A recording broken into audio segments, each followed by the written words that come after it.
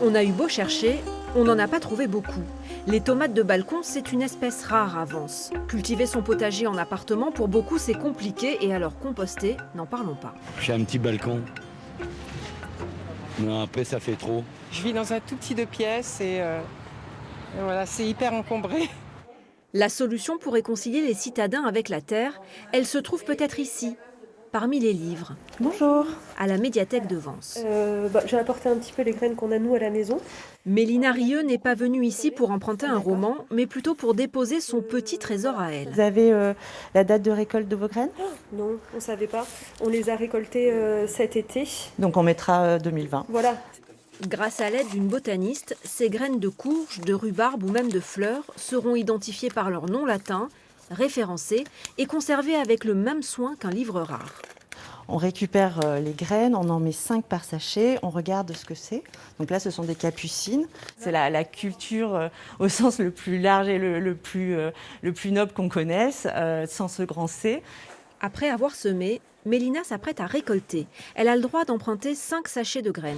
Graines de tournesol, par exemple, c'est pas mal aussi, des panais. Elle cherche avant tout ce qu'elle ne trouvera pas facilement dans le commerce. Ah voilà, ça par contre, c'est sympa. Ça fait un petit peu les deux, c'est du poivre des moines. Tout le monde a ses petites tomates de cœur de bœuf, ses courgettes, voilà, et on fait tous à peu près la même chose, tout le temps au même endroit.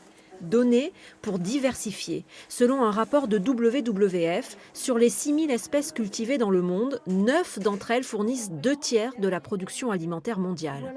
Alors pour aller encore plus loin, ce sont 25 lombricomposteurs qui seront bientôt distribués gratuitement par une association vensoise. On donne, c'est-à-dire qu'on ne privatise pas le vivant, on donne des graines, on en échange, on les consomme, on produit donc des déchets végétaux putrescibles et quand on n'a pas accès à un composteur, quand on n'a pas la chance d'avoir un jardin, on les retransforme en terre. Sur les hauteurs de Vence, dans la maison du grand-père de Paul, on fait des vers et on les donne. Mais d'abord, il faut les nourrir. Aujourd'hui, Paul et Marlène vont leur offrir des épluchures de pommes et un joli bouquet de fleurs. Là, on vient de donner à manger aux vers et on va aller les récupérer à l'étage inférieur. Depuis qu'il s'est mis au lombricompostage il y a 2 ans, Paul Ferrero a déjà donné des vers une dizaine de fois. Grâce à un site de partage, il a été contacté par d'autres personnes qui souhaitaient se lancer dans l'aventure. C'est pour moi rentrer dans une démarche plutôt solidaire et de partage et d'entraide plutôt que d'aller chercher à commercialiser ces vers qui sont finalement qu'on peut retrouver dans la nature.